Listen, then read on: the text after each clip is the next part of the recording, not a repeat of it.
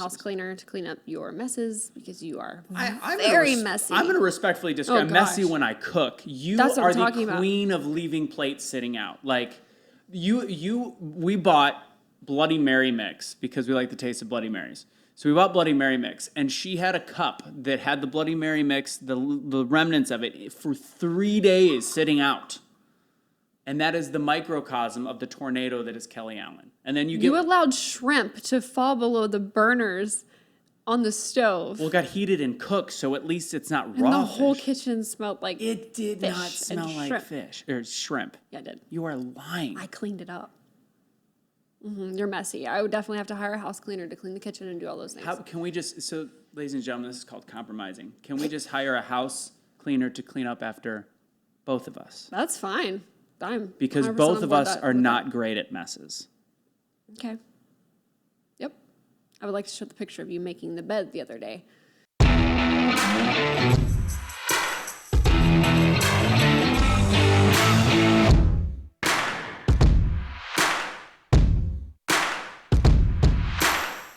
What's going on, everybody? It's Anthony Russo from #BeTheChange. Truth will set you free. And of course, blunt force discussion, which is where you are right now. We being people, thank you guys for coming in. Turns out we've got like tens of thousands of you, so I appreciate the support. Keep watching. Each episode is getting more and more fun. And I know we had a lot of fun last week, and we're going to have more fun this week and the week after. But right now, we've got a special guest that is...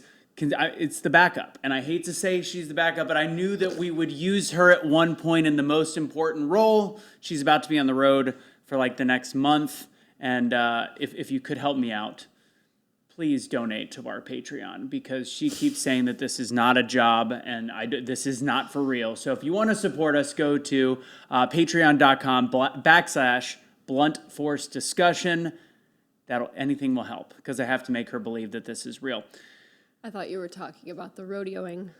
No, rodeoing is real. God, she doesn't know when to speak. She always speaks out of turn. Just kidding. Ladies and gentlemen, this is my lovely girlfriend, the one that has made it the longest in my life.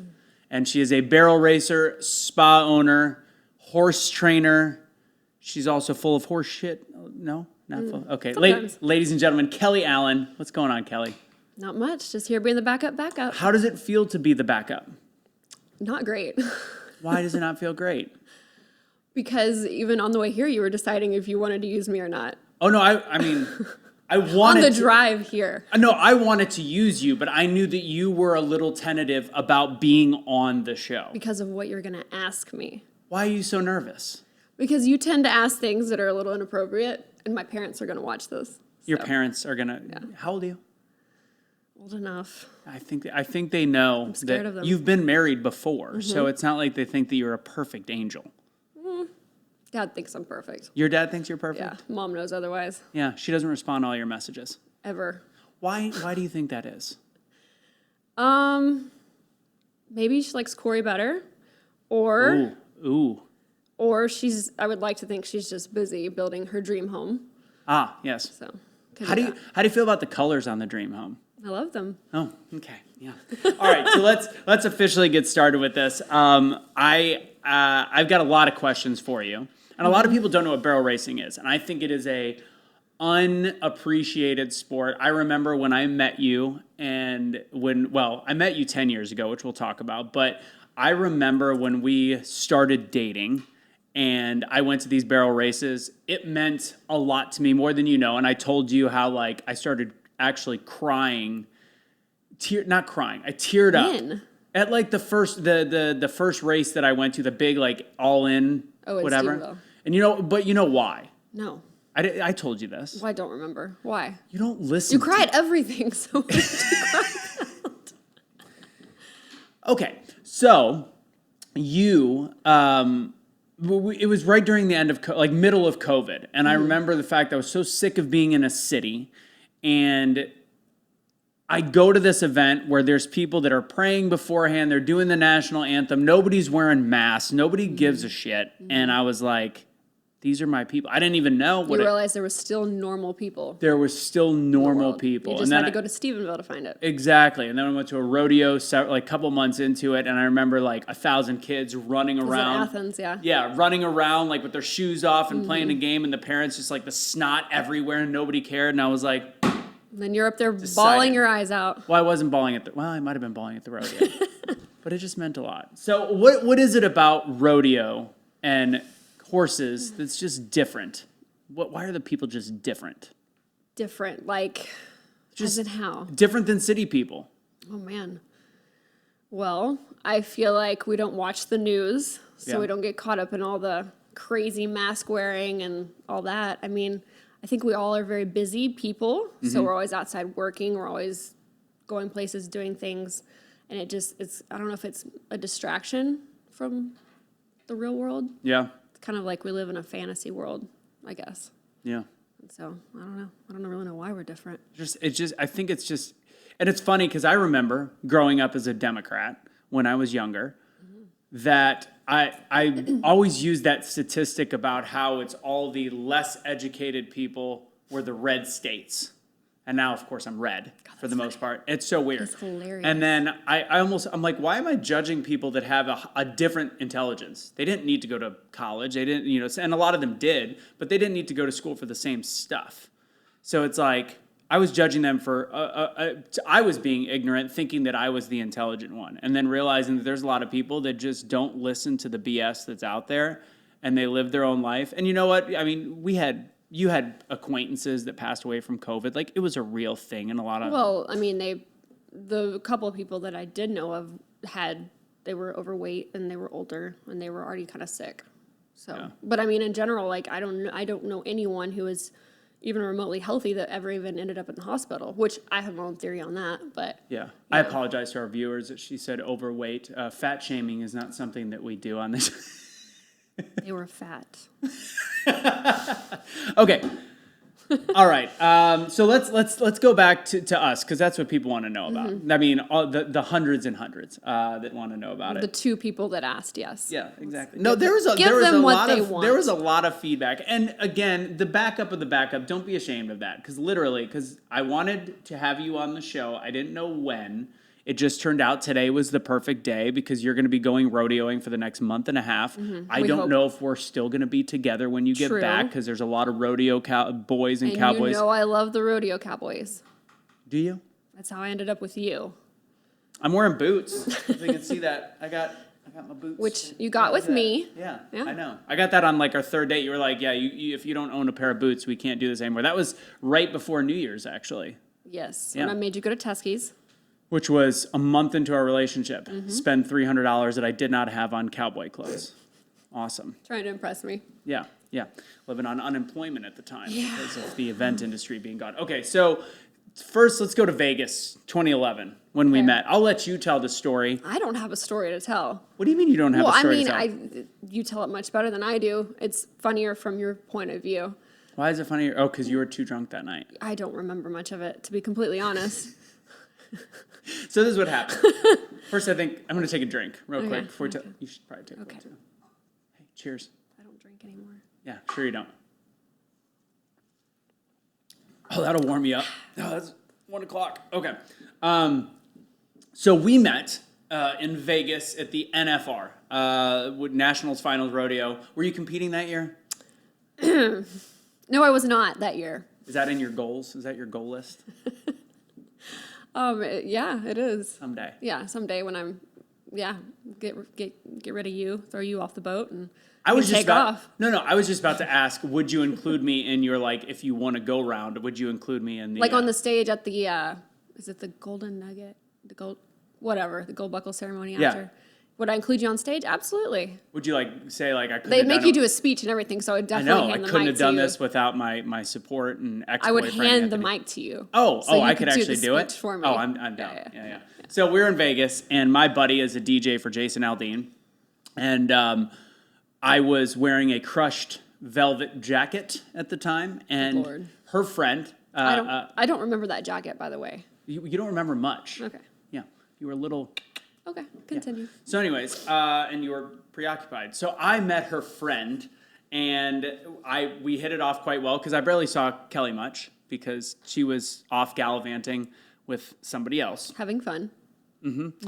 And I end up trying to hook up with her friend, and here we are 9 years later. We meet because we live in a similar part of town, strictly because I sold most of my stuff and bought an RV. It's been 11 years, actually. Was it 11 years to now, but 9 years? Oh, yeah. Because we've been together for almost a year and 8 months now. Yeah. So, anyways, so we meet. I try to hook up with her girlfriend. Fortunately, it does not work out because of unforeseen circumstances. Yeah, she's praying to the sky. Yeah. If her and I would have hooked up, would you have been able to still date me? What kind of question is that? I mean, if you hooked up with one of my buddies, I'd be okay. Yeah, and you're weird like that. Like, you wouldn't care at all. I don't know. It was 10 years ago. Yeah, I don't know. If you're watching on YouTube, put in the comments whether or not you could get over if your Be specific. partner, if your new partner, Joe, stop laughing, if your partner has hooked up with, not even dated, like you could hooked up with one of your friends. Best friend. Best friend at the time. Yeah. Yeah. Yeah. But and say at least 5 years have passed. I'll cut it in half. So 5 years. Could you end up dating that person?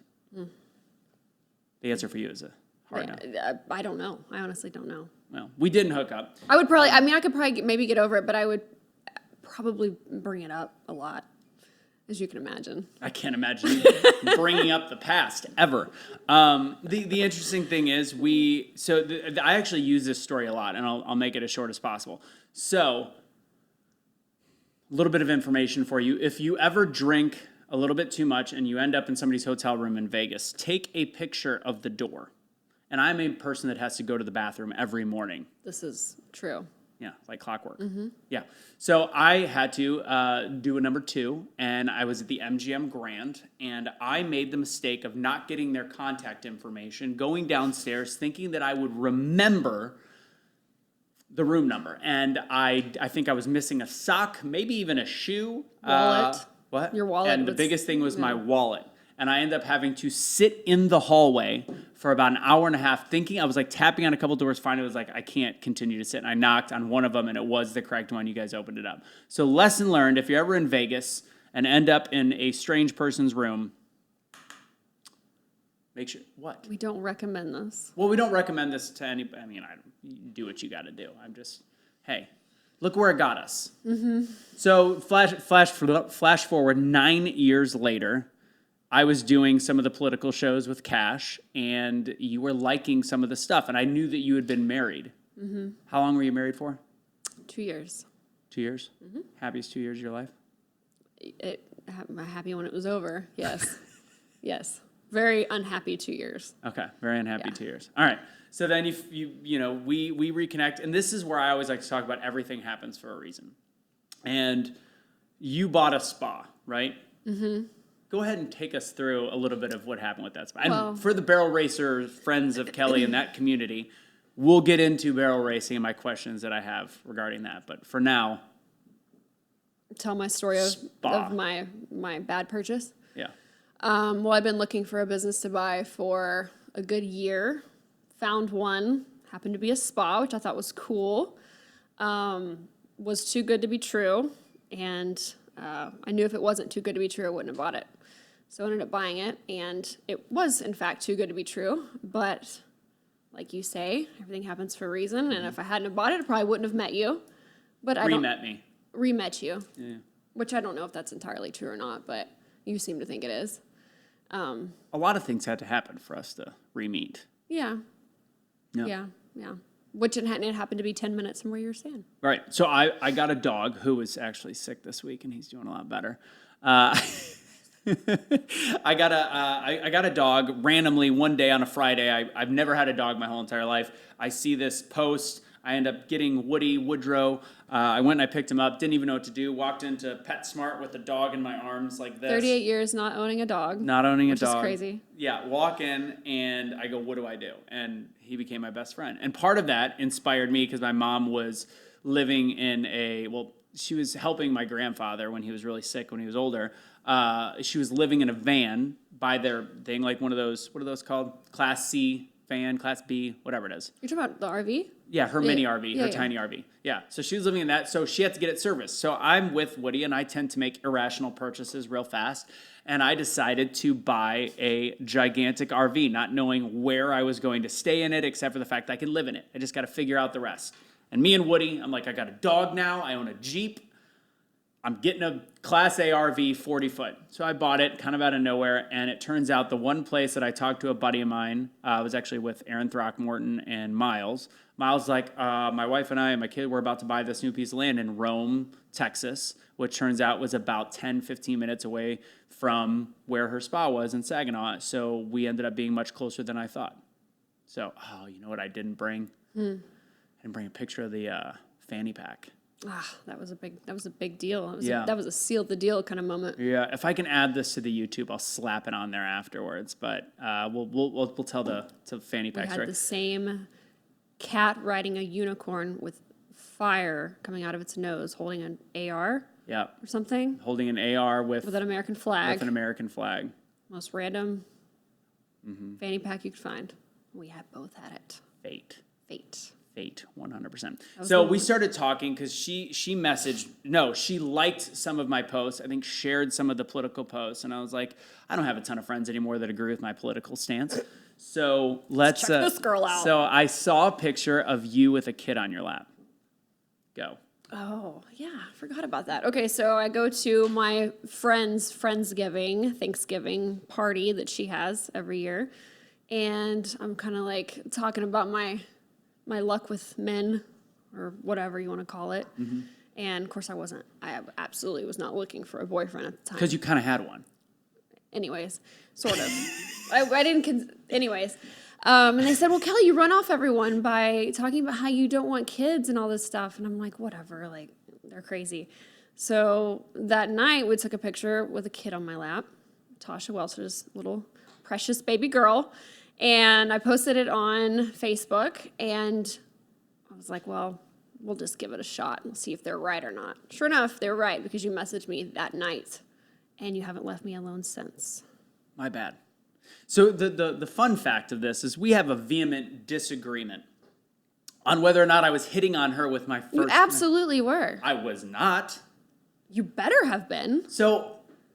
The reason why would I hit on a girl that lives 2.5 or 3? I thought you lived in the middle of nowhere, Texas. I didn't know that at the time we were closer to each other than we thought. I just saw it as a funny picture. The only communication we had ever had on Facebook was happy birthday, crazy lady, because I remember her Vegas version, which was crazy.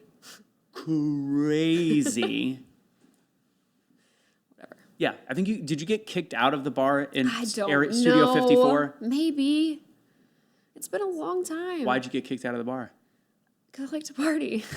I don't know.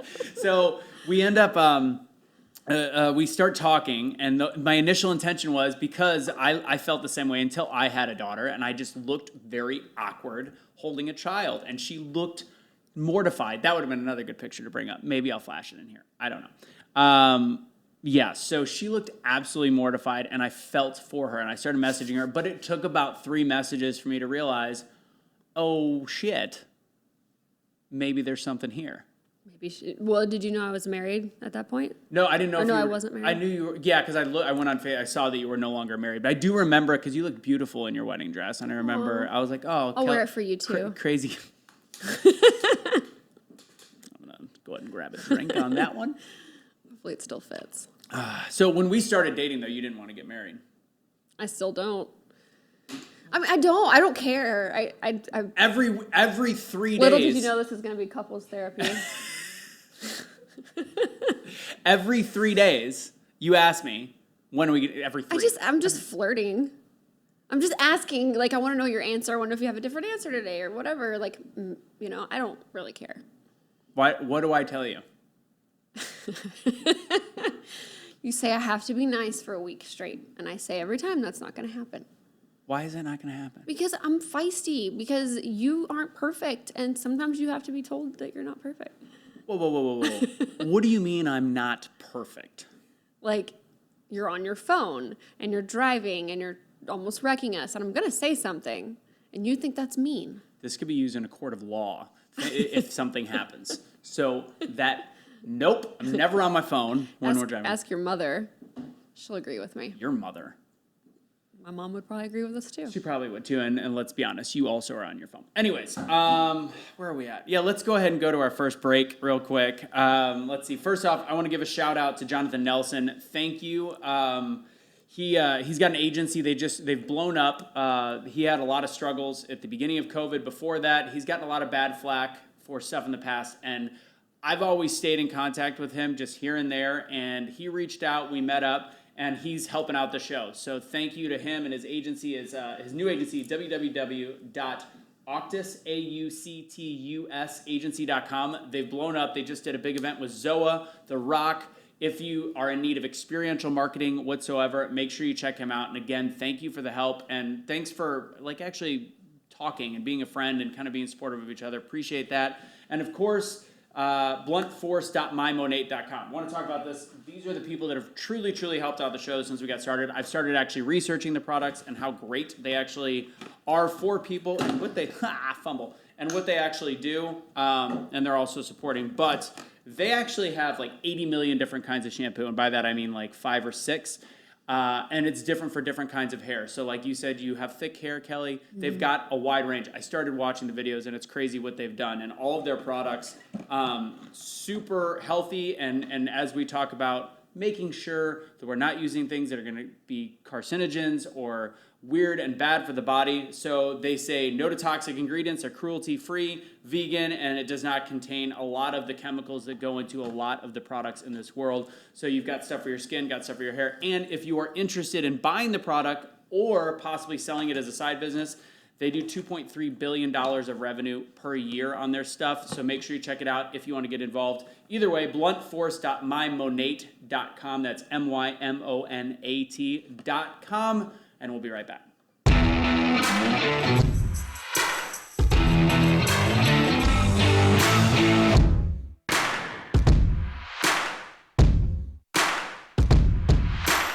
you want to use some of the dry shampoo? Maybe later. Right now? Yeah, when I get greasy. You're looking a little frizzy. It's for when you get greasy. I know, I'm kidding. Okay. Yeah, all right. Yeah. Thank you for calling my hair frizzy though. You look beautiful. Okay. So then let's get into so we had a bunch of crazy stuff happen right when we started dating. Yep. We had the accident. Yes. I got my Jeep totaled by a motorcycle driver the day before I was supposed to go to Omaha. Somehow that guy Survived. walked away. Yeah. Yeah. Mild concussion. And then we decided to go on our first vacation. So many red flags. So many red flags, not just the red shirt, but so many red flags. Go ahead and explain our first vacation together. Our first vacation. Well, you said you were going to go with Cash to the Capitol, and I was like, road trip. I want to go. And I had no idea that we were going to be, I don't know. Still dating after a month? Yeah. Our first vacation was January 6th, the riot. Boom. Yeah. It was romantic. a riot. It really was a lot of fun. Yeah. And that and it's weird that kind of brought us kind of it brought us together because it was kind of weird what you had to deal with at the spa. Obviously, I got a lot of flack. Yeah. This is the end of a lot of my relationships with my friends where they're like, you are an insurrectionist and a terrorist, so we can no longer even talk to you, which was pretty shitty. But in your case, I didn't lose any friends. I just lost. Well, people found me on Facebook and then went and saw I owned a spa. Then would go to the spa page and just literally write the most hateful things in the reviews that the spa is owned by a terrorist, don't support her. So I had to disable reviews and all that fun stuff. So we posted a picture on the lawn at the Capitol, which we were in an area that there was tens of thousands of people. And it was cool. We just said it was, and honestly, our experience that day, one of the more patriotic, fun days that we could possibly explain. It was, as Kelly put in the post, which I think got her in a little bit of trouble, it was a riot. Yeah. So we posted this, and honestly, until we got back to we would have never known what was going to come of that day because we didn't see any of the really, really bad stuff. We saw some bad, but we literally left because we were bored. There was nothing else going on. We walked away, walked to our hotel because nothing else was going on. So I was like, been there, done that. So we left. Yeah. And again, it still boggles my mind that even today, almost a year and a half later, we're still watching these January 6th proceedings on primetime TV. Like last week, they still had one of the last shows, like trying to show people how horrific it was. And it's such a sham of what's happening and ridiculous. But it brought us together. And we had a bunch of things happen the first, couple weeks. Yeah, lots of red flags saying, don't do this, don't do this. And yet we still did it. And I wrote vows to you. Within what, the first week? 2 weeks. 2 weeks. I think it was right after, like week and a half. I'm going to find them. I'm going to go through your computer. You can't find them. I have them locked in here. You're not gonna be able to find it. I knew something was different, and I remember telling my friends, and they're like, "Yeah, we've heard this before." And then, Jesus. but this is my longest. Huh? This is my longest relationship, and I remember saying, like, this one's different because you are a incredibly unique, different individual. I mean, some of it's the sassy side, which, oh shit. Yeah. And then there was also, I remember right when we went on our first date, you were like divulging all of your information to me in one fell swoop. Marriage, all the different stuff. Well, because I'm like, if I'm going to date this guy, I might as well just tell him everything right off the bat. If he stays, he stays. If not, then bye. Did you think that we were going to date right when we had our first date? That's a tough one. I don't want to, yeah, I mean, I just didn't know how long it would last. I thought we would date, but I didn't think it would last very long because of a few different things. But I did have fun. What was the few different things? Well, I don't want to, like, offend you on your show. Baby, you offend me every minute of every day. Well, no. Come on, bring it. Do you want me to tell you? Let's take a drink, yeah. You could say it. I've got even... I don't need to drink to know or tell you. Go ahead, because I've even got questions that probably relate to... I think I know where you're going. The most country thing about you was that you had a Jeep and a dog, which is not country at all. Which, not that I, like, love country, but, like, you gotta have a little bit of that to be able to run with me, to be able to do what I do. And, I mean, obviously, like, you were a little heavier. You had a little... whatever going on, and I'm not shallow, but you gotta have standards. So was I too chubby for you at the time? Yeah, I'm balding, chubby, super city, kind of gay acting, which I love the gays, but I don't want to date one. In barrel racing, it's a lot of gay guys. Yeah. People don't realize that. Yeah. But you didn't. You thought prefer to date a straight guy. Okay. Yeah. You thought I'd put that on your dating app.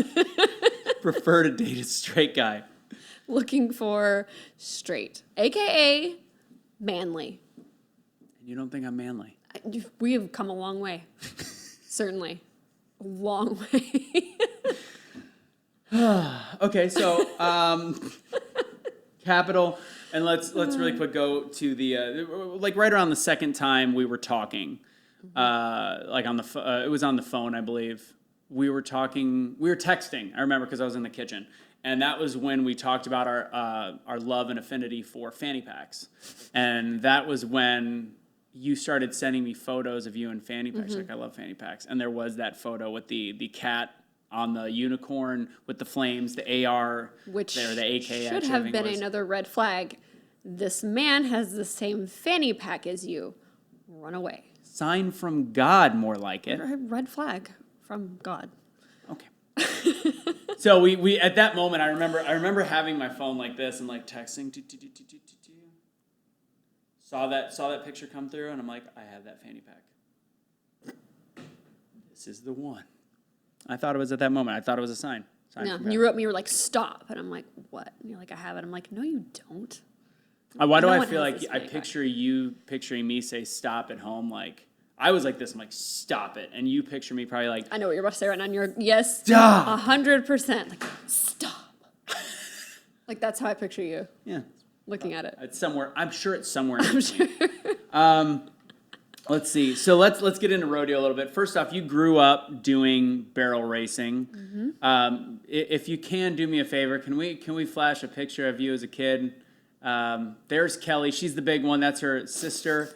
On the side of her, and the getup is something special. So, is that what you would wear to rodeo as a kid? Dressed to the nines, absolutely. Yeah, we it was basically like a who could wear the most sparkles and fringe contest when you're a child. And you had the Rockies, the high-waisted Rockies with no pockets. They'd come up really high, and yeah. Did you win that belt buckle? Oh yeah, you don't buy belt buckles, Anthony. you win them. Would it be girly for me to Yes. wear one of your belt buckles? Like a barrel racing one? Well, how am I if I can never wear a belt buckle then? I'm never I going just to win don't think one. you would look right in one, to be completely honest. It's kind of like you in a cowboy hat, like kind of cool, but like you can tell it's not like authentic. What if I got a really good cowboy hat? We can try, but you won't spend the money on a really good one, so we're have to stick with what you got. Drink on that one. Cowboy hats are expensive. For those that are city people watching this, like the felt hats, you're talking $500, $600. For a good one. You're not messing around. Yeah. Yeah. Do we do shot seat yet? No, let's keep going about barrel racing. So explain being a kid barrel racer. Well, a kid barrel racer. Like, because you spend, I mean, what parents do, it's pretty insane how much they put into their kids that are barrel racing. So what does it take to be a barrel? I mean, you were very competitive too. Yeah, so I mean, I was riding a horse by the time I was 3. Probably entered up in the little kid stuff when I was 3. From, mom and dad just throwing me on a horse, which I was always on good horses, so I kind of learned, which you may not fully understand this, but I learned like a good feel for a horse, like what they're supposed to feel like, and as you become a trainer, you can kind of put 2 and 2 together, but you just learn what it's supposed to feel like, so it helps you be competitive later on. But I mean, we had the trucks, trailers, all the horses. We'd go and I'd get cranky once it got late. They'd carry me to the truck, and then they'd carry me in the house when we got home. And what's changed? Nothing, and that's why I knew you'd like that, because if it's past 9:30, I'm done. So that's why we can't make it to a week of you being nice. Yeah. Because I'm a late night person. Yeah. So you were very competitive growing up. I remember one of the other things when we started dating is when I told somebody that I was meeting you someplace that was in kind of the horse world. Mm-hmm. She's like, the Kelly Allen, and you hate it because I still say the Kelly Allen, but I hate it when you do. I mean, you were a pretty big. You are. Did I just say were? You are a pretty big deal. I always know. You are a has-been. No, I always know. know. How does it feel to be the backup, and a has-been? I always know when we go someplace and it's more of a bigger competition and the announcer knows who you are. Like, they always know. They're like, Kelly Allen travels all over the country. Like, they know that you're a big deal. You just haven't broken through to the NFR yet, and you still have time. I think you think, like, time's running out. I feel like I'm getting too old. But what's the woman's name that's it's always in the NFR? She just came back from, like, a knee surgery. Donna Kay. Donna Kay is a badass. She is a badass. And she's, like, 60-something. She is, yeah. Yeah, she is a badass. I would like to not have to chase the road when I'm 60-something, though. But I think you love it. So that's gonna ask my next question, because right now Mega Millions $1 billion. Mm-hmm. If we won $1 billion tomorrow, because you're buying the ticket, because I don't buy those tickets. You always do. So if we won $1 billion, just like when you won $5,500 at the casino and you paid for part of gas on the way home. Exactly, we'll share it just like that. So. Anyways, didn't know you were holding that in. What? $1 billion. Okay. Do you go back into your horses? Absolutely. Do you love it that much? 100%. Well, yeah, but it's not like I've told you before, it's not like a job. I mean, I try not to look at it as a job because I know that horses financially are not intelligent. Like, they're not going to pay for anything. So, like, at least if I had the $1 billion, I could do all that and enjoy it and not have to worry about them making money. So what would be the first change you would make? The first thing I would do, I'm so boring, I would pay off everything that has interest. Nothing more responsible than somebody that just won $1 billion, $700 million after taxes. I'm just saying, I'd pay off my business, and then I would pay off the business loan, and then I would buy a really nice place with a lot of land. Okay. And a good kitchen for you to cook for me. Love it. Yeah. So as long as I had a large kitchen, a lot of land, good sandy ground, yeah. And I'd buy a bunch of businesses. I'd buy all the liquor stores, laundromats, and there was something else I would buy. Real estate or apartments. I'd buy all that I could. Yeah. And then I'd be. Would you spend about $200,000 on suing the shit out of Heather too? I'd do whatever it took. Yeah. The Heather is the previous business owner. Mm-hmm. So if you're about to buy a business and the person's name is Heather, just double check. What would you do if you won $1 billion?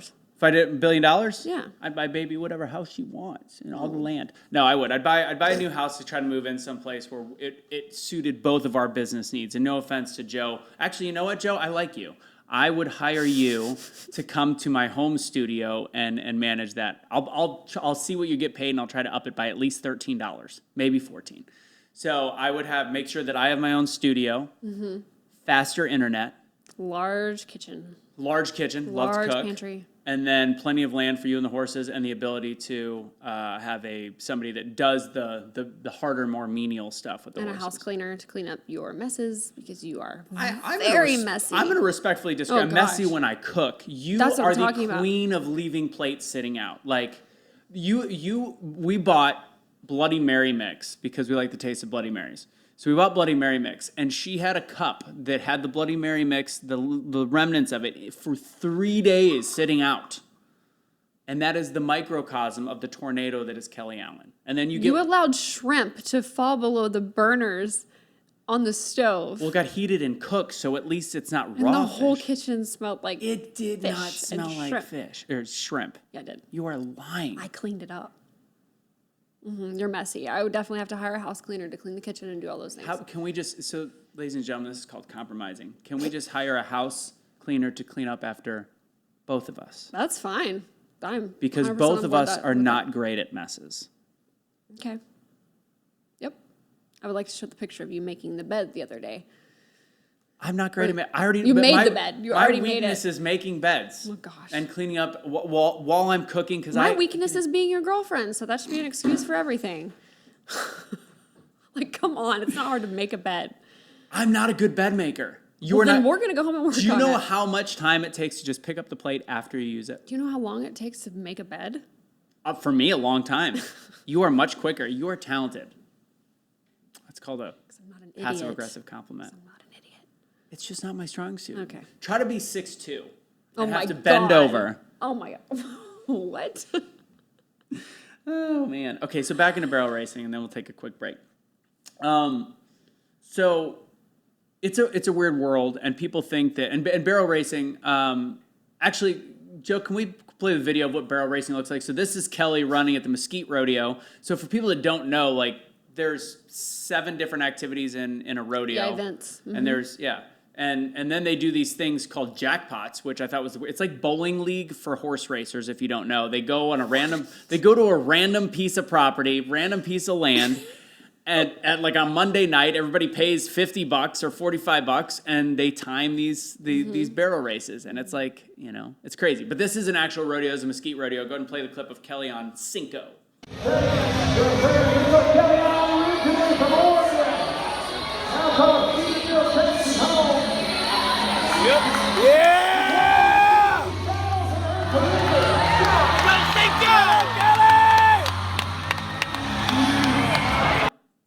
So that was your first place in a pro rodeo this year.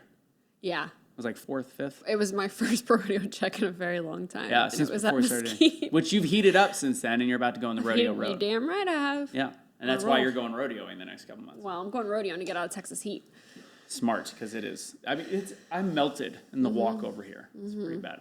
By the way, I just realized something. I think you're wearing the same jacket. No, you were wearing a jean jacket on our first date.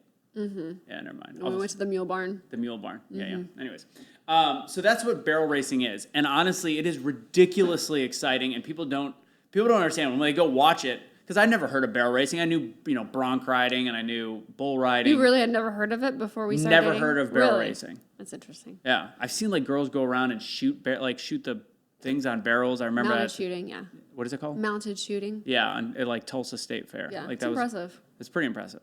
But honestly, I had no idea, and I want to make a movie. I think there's a whole thing like of this industry that could be made in a movie specifically about barrel racing, a love story. Sure, Teton Ridge is working on it. I'm sure they are. But barrel racing, like, there's a lot of romance behind it because you girls are known. There's even a song. I wouldn't call that romance. Well, you feel like Barrel Racer Land is the song you're talking about. Yes. Yeah. Well, how does it paint a picture of barrel racers? It's pretty accurate. Not for me, of course, but for a lot of the barrel racers, it's pretty accurate. And what does it paint? I like to have fun. What does it paint? Is that what you said? What kind of picture?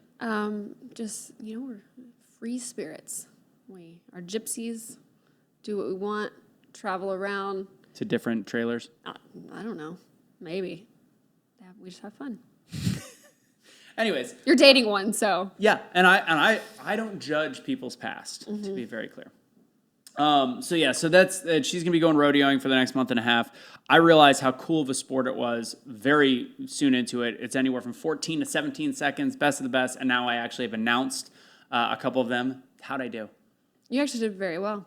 Yeah, I was impressed. Yeah. Became a PA announcer for rodeos. Yeah, you were actually. Or not rodeos, sorry. But what got me, what hooked me on you was the first weekend that we were talking is you, without any hesitation, without any bitching or moaning, you screen recorded all my runs and sent them to me. And I was like, this, my friends, is why you don't date a rodeo guy, because they won't do that. They'll bitch and moan about it. You didn't. You're like, here's your run. Good job, even if I didn't do good. So they have like 3, 2, 1 action video and all these different things that play all the different rodeos, and they're always looking for somebody to watch their runs. And I've come to the conclusion after it's so that they can tweak little things, and because they are just obsessed at watching themselves do things. Whatever. So I recorded it for her a couple times, and you can watch most of them on either Cowboy Channel or the 3, 2, 1 action video. And I thought I was just being nice, but it turns out that little act, and here's another lesson for those relationships out there, that little act of gratitude, was it gratitude? What would you call it? On my part? On my part. No, Now, that's gratitude not wouldn't be right. Yeah, she had gratitude. She just didn't tell me. Generosity? Generosity, selflessness. Mm-hmm. My gratitude. Your gratitude. For you doing it. Yeah, because you were very thankful for it. Yeah. I don't know if you've thanked me much since then, though. Well, whatever. All right, we're going to come back with Shot Seat. We'll be right back.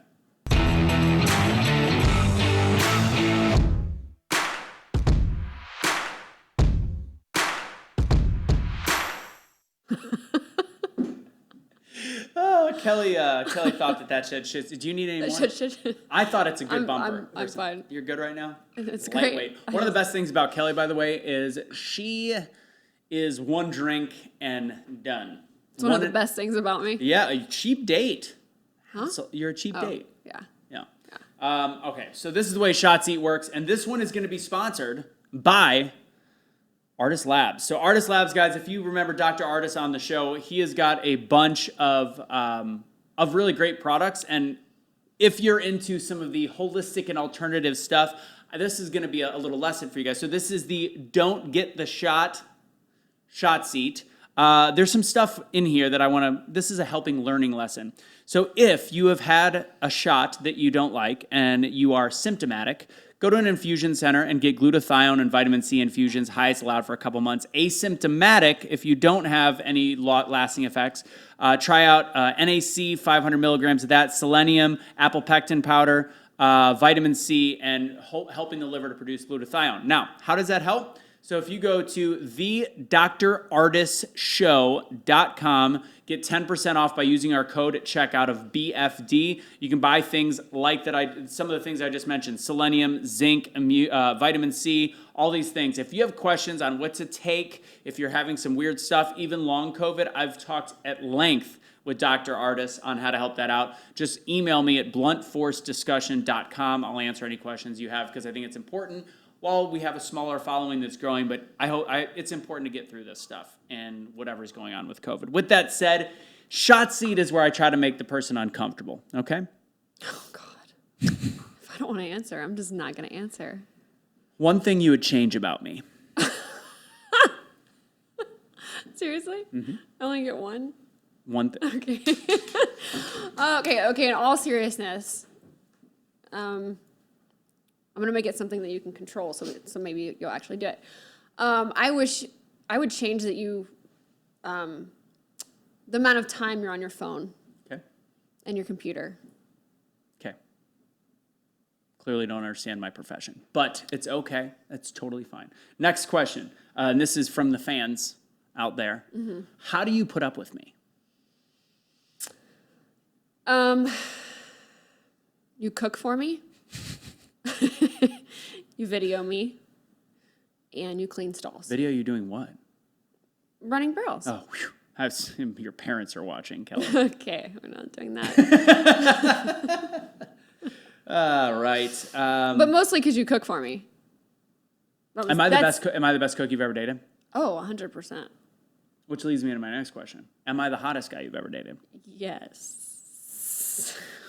Why are you asking me these questions? You could be honest. Am I the best looking guy you've ever dated? Mm-hmm. You can answer. I can tell you're lying. I love you.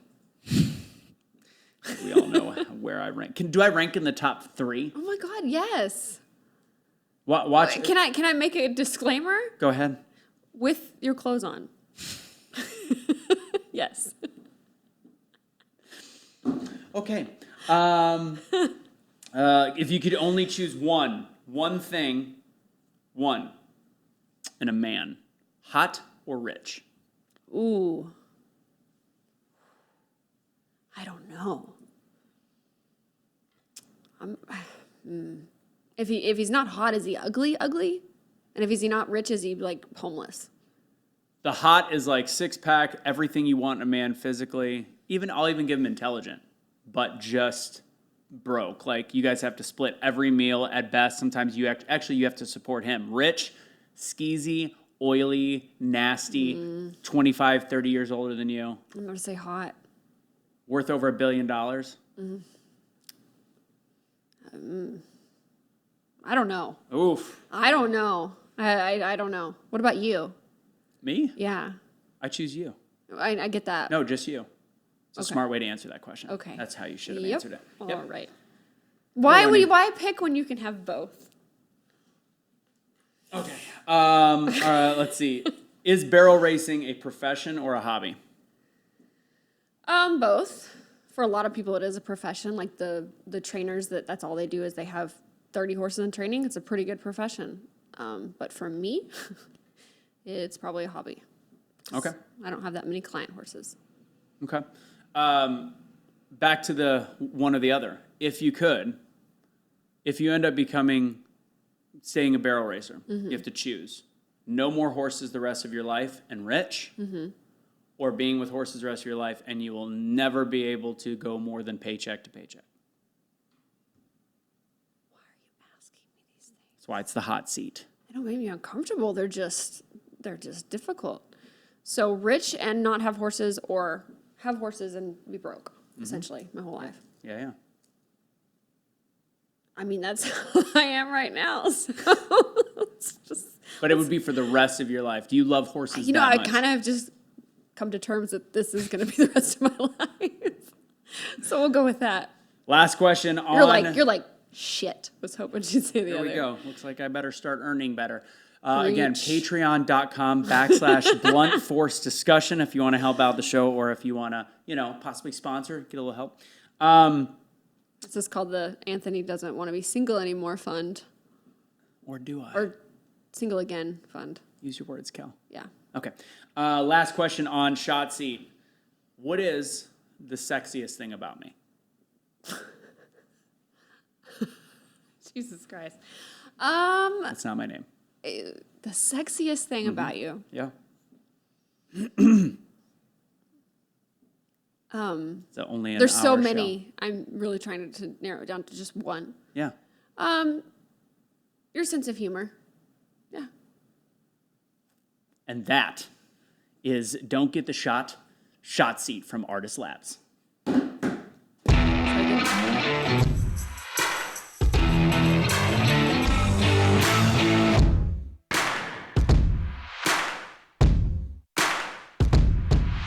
Yes, I wanted you to say my mustache, because that is clearly the sexiest thing about me. And again, that was drartistshow.com. All the products are below it. BFD is the code you use. They've got also acne treatment. If you've got kids or if you've got acne issues, he has done the research on finding a way to get rid of that. Anyways, and thank you again for your help with the show. Let's go back to barrel racing a little bit. Do you guys, everybody thinks you guys are cowboys or cowgirls. I started this earlier. Like roughing it. Yeah. Are rodeo, should I say rodeo or barrel racers specific? Are you really cowboys and cowgirls? Well, I would say for the most part, no.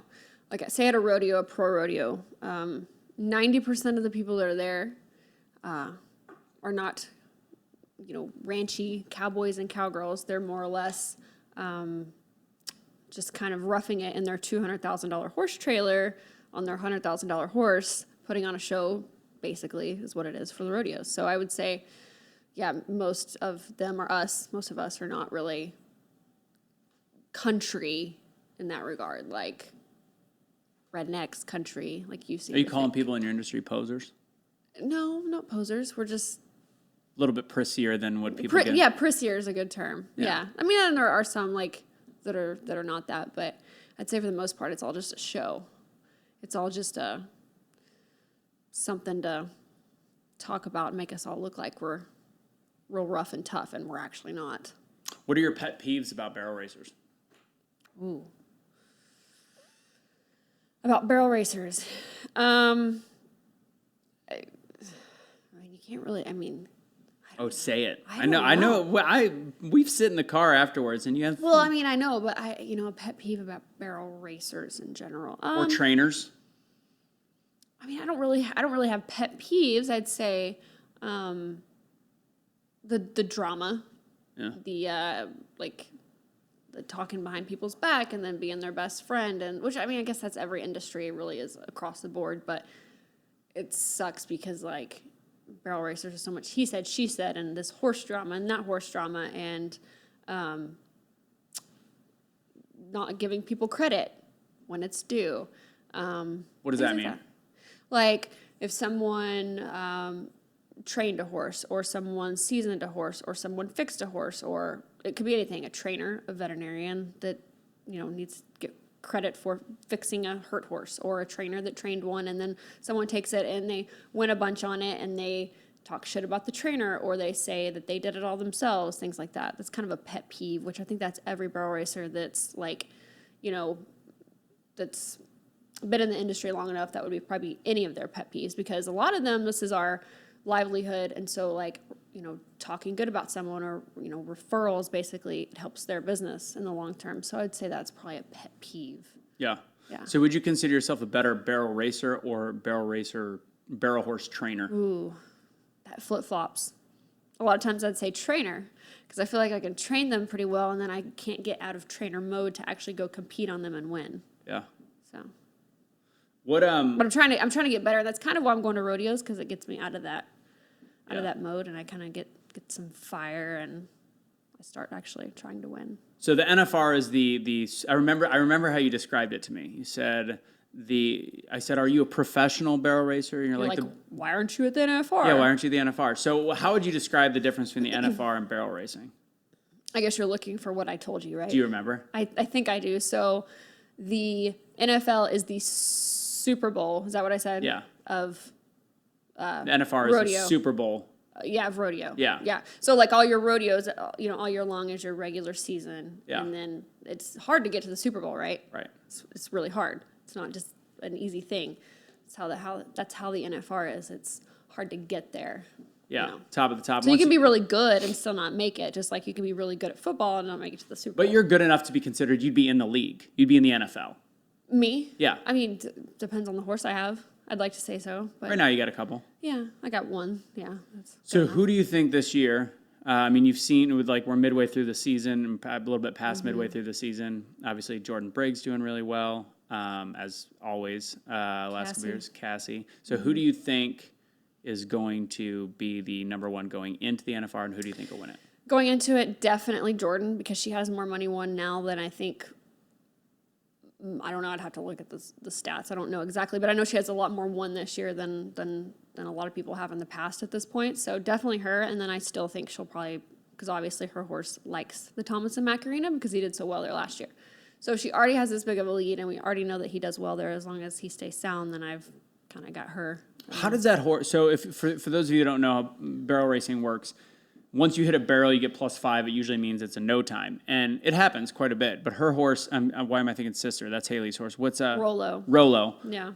That horse does not hit a barrel. Very rarely. I think she hit 2 this year, but before that, she went the whole season without hitting a single barrel, which is crazy. How does a horse? Have you ever seen a horse like that is that fast, Ooh. that competitive, that just will not hit a barrel? Not really. I know, in the past there was quite a few, but it's it's almost like the more recent the barrel racing has become, like the more fine-tuned it's been, and the faster the times, it seems like people hit more barrels, I guess, because you're just shaving off time. But like, it's something to do with his style. He's got a pretty round style, and he's just very consistent and places his feet just right, so he just doesn't hit barrels. And they're just very in tune, her and him. So. And Cassie Mowry did really well in Calgary, so she's up there. And then Haley is there every year. Yeah. With sister, but she won 3 years in a row.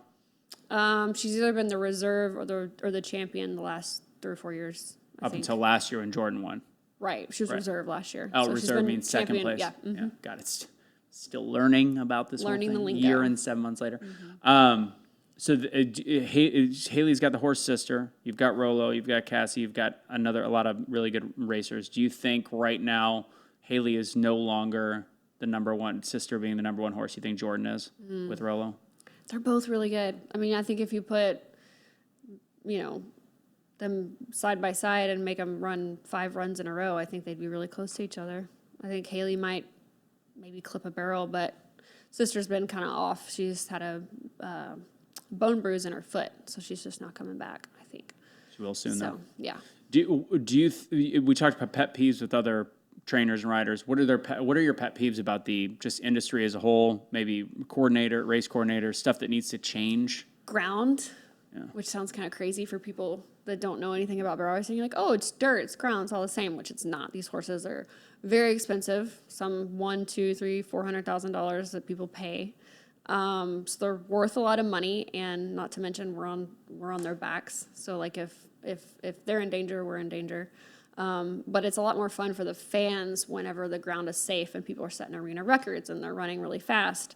So like, I think, and it's kind of starting to change, the tide's turning a little bit where committees are actually working on that. So like, that's my pet peeve. And if you work hard at it and you can't get it, that's one thing. But when they just don't care, that's definitely a pet peeve. What makes people probably don't, if they're like $250,000, $300,000 a horse. What makes a barrel race more than a Ferrari? A barrel race? A barrel horse. More than a Ferrari? Yeah. What makes a horse? What's more than a Ferrari? 250. Like price anything in that $200,000, $300,000 mark. What makes a horse that expensive? The breeding, for one, especially if they're a mare, because they can produce babies, which are an investment, an asset, I guess, in the long run. So that, coupled with having one that's already got a record, won $100,000, they're obviously proven they can win. And if they're sound, if they don't require a lot of vet work, and if they're like easy to run, like maybe not you could get on one and win, but someone else could get on the horse and win. But it's funny you say that, like if it's won $100,000, and I always find this funny because it takes $100,000 in entry fees and costs to do it. It's a rich man's game. That was what I was going for. Yeah. So you could buy a $200,000 horse, and there is a small chance you could win $200,000 back. I'd say 80-90% of the time you're not going to. It's more of like the prestige, the glory of like buying that horse and maybe winning some on it. It's just not super realistic. Yeah. It's not very, it's rare. It's more common for money to be in training. Right. Yeah. You mean like making money? Right. Yeah. It's just a hard way to make a living. It's just physically exhausting. Joe, how much time we got on the 58 if we're kind of keeping track of that? 1 minute. All right, so real quick, guys, we're going to come back. I'm going to ask you a couple more questions. We got about 15 minutes left in the show. If you're on Webeam, thanks for joining us. And they sometimes let it run a little longer. But remember, American farmers recently warned about coming food shortages. They're not going to be able to grow enough food this year because off the charts fertilizer shortage. That means you need to stockpile emergency food if you don't have some. Get the recommended minimum of 3 months worth per person in your family. Right now, you can save $150 off a 3-month food kit from My Patriot Supply. They're the nation's largest preparedness company offering Ready Hour brands because they're the very, very best. Go to preparewithbtc.com. Get $150 off. Again, that's preparewithbtc.com. Get $150 off. Also, awakenotwokestore.com for things like Make Patriotism Cool Again. Our hat's Awake Not Woke, and it's Awake for 15% off on that. Last but not least, please support this show, and that is patreon.com/Blunt Force Discussion. We'll be right back with a little bit of bonus. Thanks for joining, Webeam.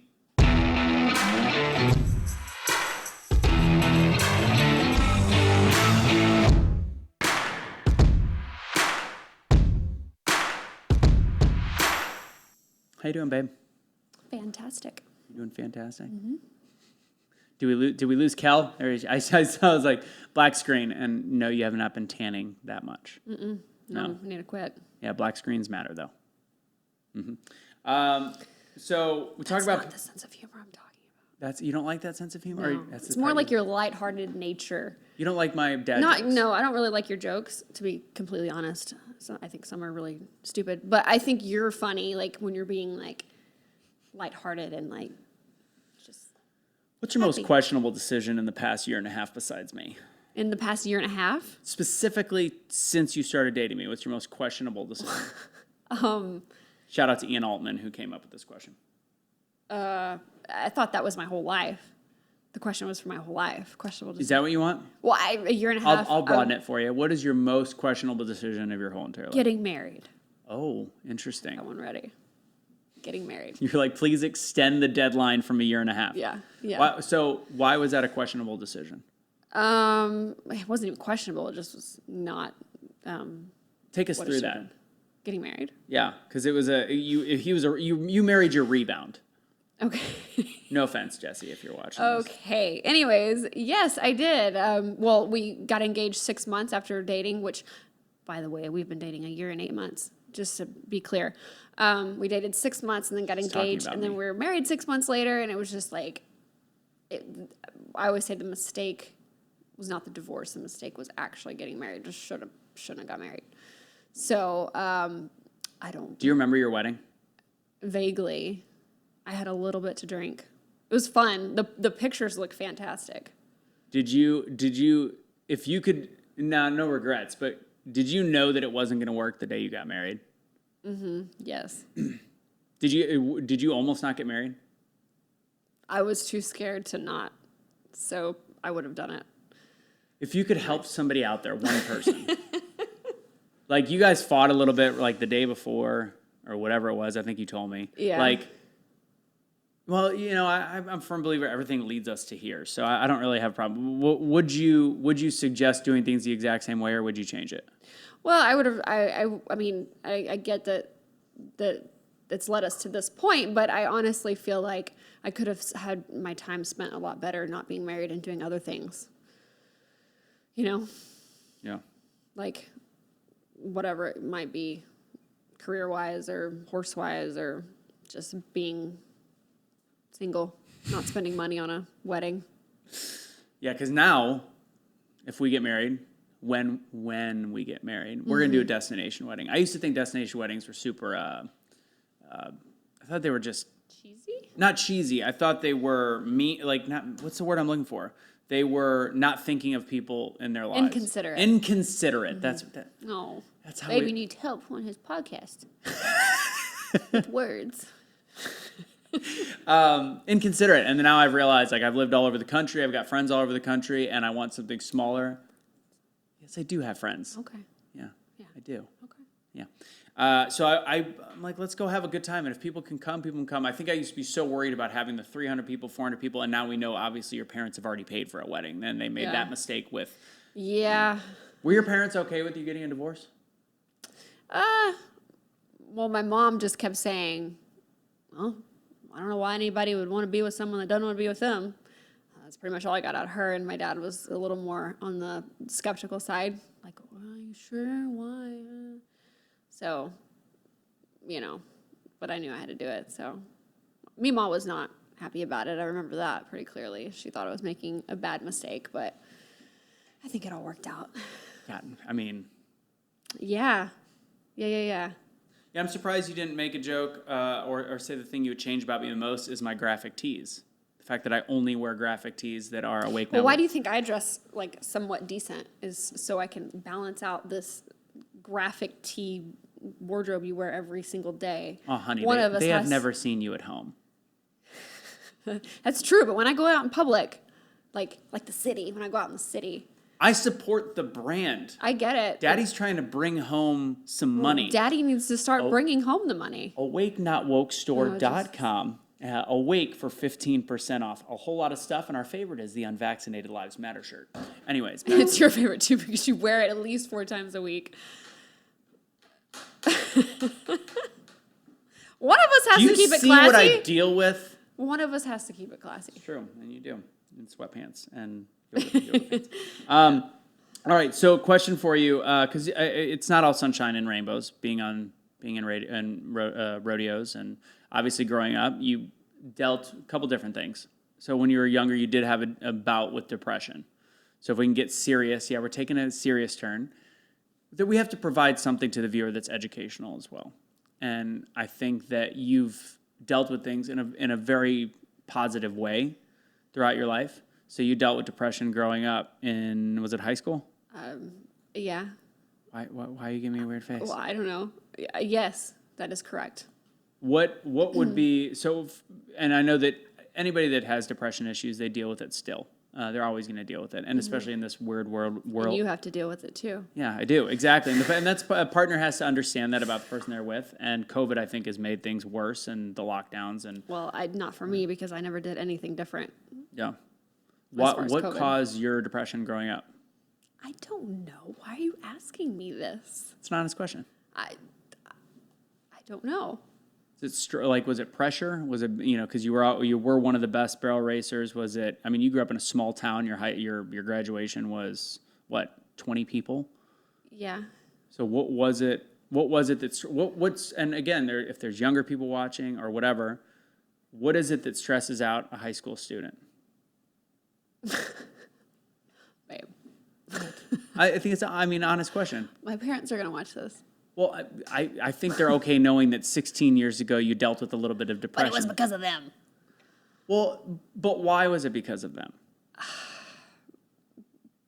Well, I guess mostly because they fought all the time. Yeah.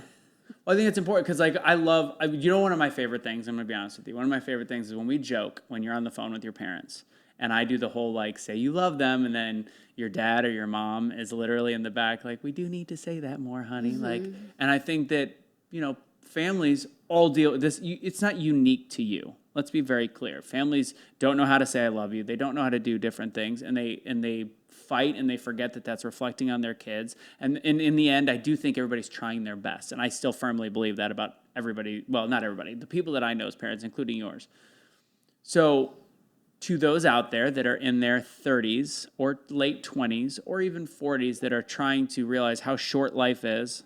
Sorry about that, Joe. There's a little audio coming from my computer. What would you suggest if there's a way to change the relationship now? If you were to look back, how would you change that? What would you say to your parents as a kid, or what would you say to your parents now another set of parents, not your parents, but another set of parents out there that maybe don't realize that their fighting is affecting their kids? I don't know. Why are you asking me this? All right. My suggestion is to lead with a little bit more love, and I think that would be. I don't talk like that. I know, but I'm not. I'm just saying what my suggestion would be. I think that it's important to realize, because I do watch the way that you guys are now, and it's night and day difference. You guys have a much more positive relationship than what I would assume. Correct? What do you mean? Then you would assume? But just based on the fact that I know that you felt like you weren't loved enough as a kid, or you guys aren't huggers. You guys are not huggers. That's one thing. No, I'm not. They are. Yeah. I'm not. Doesn't matter who it is. I don't like people in my space. Okay, let's get into then the stuff that causes issues and depression with barrel racing. We'll end on a positive note at the end. I don't want to talk about that. It's been a couple of years. For what? Well, you went on the last time you went rodeoing. Oh. Yeah. Oh, that. I thought you were talking about my parents. No. We're talking about horses again. Okay. The things that you have a much easier time talking about. Non-human. So it's not all sunshine and rainbows when you're on the rodeo road, and whether you're winning or losing. Obviously, you lost a horse almost a year ago, or almost, was it 3 years ago? Yeah. So almost while we're recording this at the same time. So explain that and that relationship you had with that horse, and a lot of people in your industry go through it. Yeah, it's kind of like one of those things that you hope will never happen to you. Like you kind of don't think it will, and then it does, and you're like, well, that was as bad as I could picture it being. Yeah. Other than that, not all sunshine and rainbows. Absolutely not, because by yourself you have truck breaks down, trailer breaks down, you have blowouts and flats and hurt horses. And in that instance, I mean, that was almost enough to make me not want to do it again.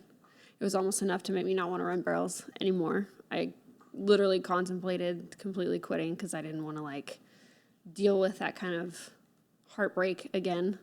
So, and a lot of people go through it, and a lot of people, they don't get back on a horse. And so, it's a hard thing to get over, and it's, it's just so much out of your control, and you can't control everything. You can't control the ground. You can't control, your horse 100%. So, it was enough to make me want to quit. But somehow, I guess when you have the baby horses and they're, like full of hope, and they're like, oh, well, like, I'll give it another try. And then you fall back into it and you continue doing it. So, your horse Rapunzel, and it didn't even happen during the run. It happened the night before. Well, it happened the night before. No, it was during the run. Right, but it was the run the next day that did it, because you think that it got hurt the night before. Well, I there's no way I'll ever know, but she may have tweaked something the 2 nights before that, but I don't know. She was completely sound, and that's why I went to make my next run. And I was in a performance in Eagle, Colorado, and she took a bad step, or it wasn't even really a fall, but she took a bad step and broke her pelvis into the joint during the run. So, it's just like a freak thing that doesn't happen often, but it does. So. Yeah. And when that happened, like, people don't realize, like, if people that are not in that industry, if something happens to your horse, you have to unfortunately put it down. Mm-hmm. If it's in the legs and stuff like that, and you ended up having to come home after that. And that was the one. Was that the only horse you were competing with that year? No, I had others. I had a couple others in the trailer. She was the one that was the best at the time and was winning the most for me, but it kind of didn't matter. I could have had, like, my NFR horse in the trailer. I probably still would have came home because it was just... I was out there by myself, so I didn't really have a lot of distractions or, like, anyone to talk to. Anybody that's been competing for as long as you have, does that happen to pretty much everybody at least one time? No. Really? No. I mean, it does happen, but... I know a handful of people that it's happened to, but of all the barrel racers I know, it's 5% of them that it's happened to, I'd say. Gotcha. Yeah. Let's circle back to end it with a last comment on politics. So, oh joy, my favorite subject. So the one thing that's cool about us is we see eye to eye on almost everything political. We are conservative in a lot of the ways, and some of our liberal stances are very similar. Like, our belief system on gay conservatives or Republicans, very similar. If you want to be gay, great. And you want to be conservative? Yep. Cool. Don't give a shit. Don't give a shit. That's how I feel on a lot of stuff. So we're kind of a libertarian side.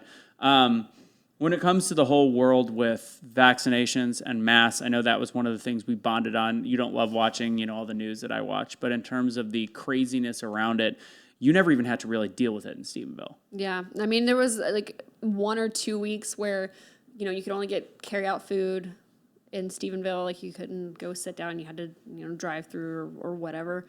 But really, there was never any mask mandate or masking, I guess you could say. Everything felt pretty much like normal, besides the few people that actually were watching the news and terrified and living differently in Stephenville, but it was rare. Which that's kind of my theory is why none of us really got sick or get sick as much, is because we're outside all the time. Our immune systems are probably much stronger than people that live in the city and stay inside, that we're outside messing with horse shit and dust and dirt and whatever. I know you can't hardly handle being out in the barn because you get all... I have bad allergies. And gets allergies real bad. But that's my theory, is that we're just tougher, basically, because we're outside and we have stronger immune systems. And we aren't worried about getting it. Mind thing. Do you think it's because you were not breastfed? Is that why I'm so strong? Yeah, because nature. 100%. I was nurtured more as a breastfed child. Do it again. No.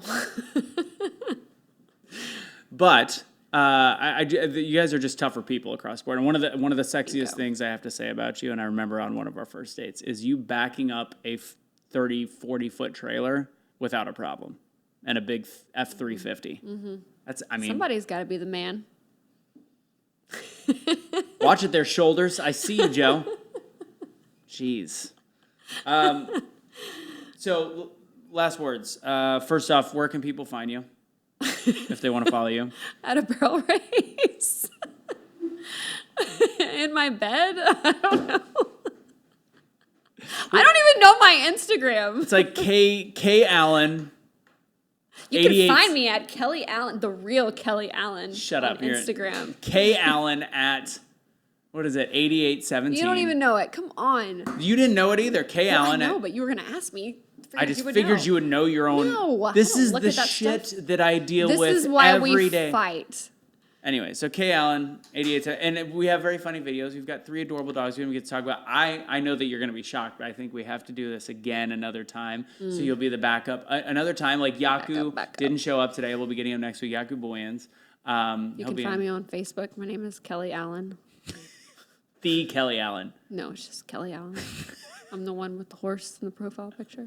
I'm not in your profile picture wait, anymore? Maybe you are. In the back, the cover photo. So the horse's ass is in the profile picture. No, it's her face. I was calling myself a horse. Oh. She doesn't get That was my a stupid joke. I'm sorry. That was not the sense of humor I'm talking about.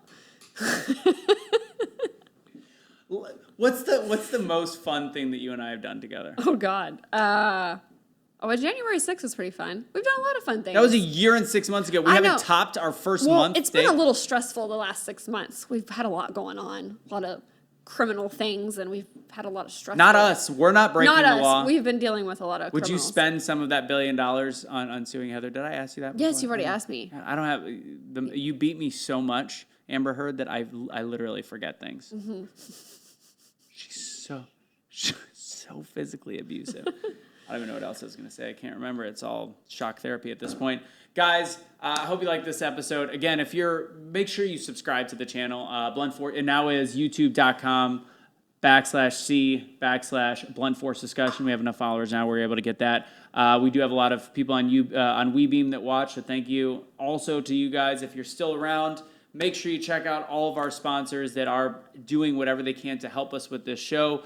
Kelly, you want to be a mogul someday. Get final words. I do. Yeah, you want to own real estate. What's your final piece of advice I to got those? mogul confused with influencer. I was like, I don't want to be an influencer. Okay, what was your question? What's your you are getting to send us out. Right now, you're sending the episode out of Blunt Force Discussion. Mm-hmm. The BFD, you're a big effing deal. That's why you were the Kelly Allen when we started dating. Mm-hmm. That might have been a little bit overreaching. Wow. You're an ass. Final words. What can you tell everybody watching? What would you suggest out of life? The secret to life. What do I suggest out of Secret to life. The secret to life? Don't get into horses. Number 1. And date your best friend. See how sweet I am? Ladies and gentlemen, that was Blunt Force Discussion. Catch you next week.